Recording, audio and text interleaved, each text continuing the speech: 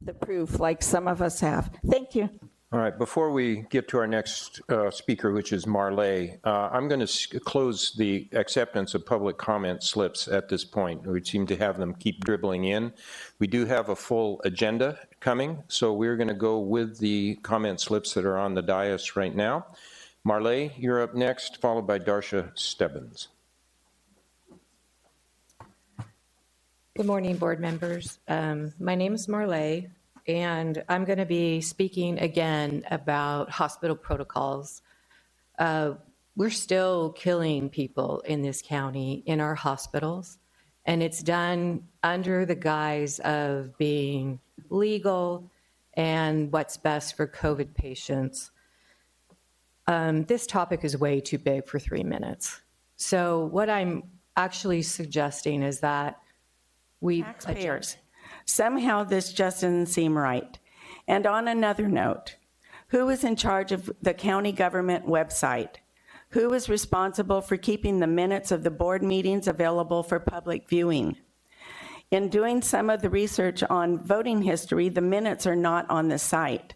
In fact, minutes that were available a month ago are now gone. Who's doing this? Who is behind it? It appears that someone wants to hide their voting records. I may be wrong, but this is exactly what it seems like. The minutes of every board meeting needs to be on the county website for public viewing. It's the law. Thank you. Ms. Clark.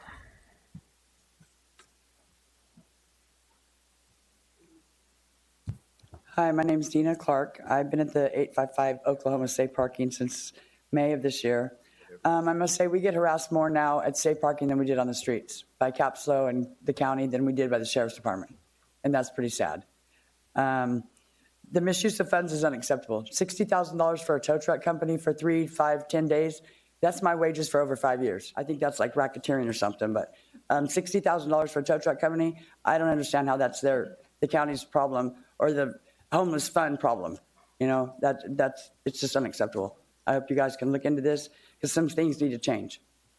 Thank you. Thank you, Ms. Clark. That was our last request to speak, so we're going to close public comment on item not on the agenda. No, Madam, Ms. Corrin, would you please not, Miss Corrin? No. So with that, we are closing public comment.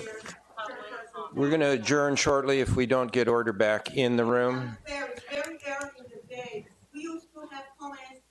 Ms. Corrin, we're going to take a short recess then. I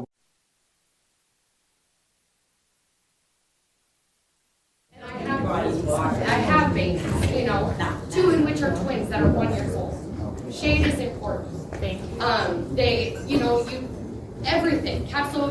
Everything is a threat, but they don't follow through with the rules that they imply. People are coming on site that shouldn't be there, that have been kicked out on multiple occasions, but yet they're still entering. Why? Because that security company has no idea. I don't find daycare, but it's funny how a resident. I don't know what we would have done if he wasn't, and I feel your pain. I'm going to pray for you. But I wanted to talk about voter integrity.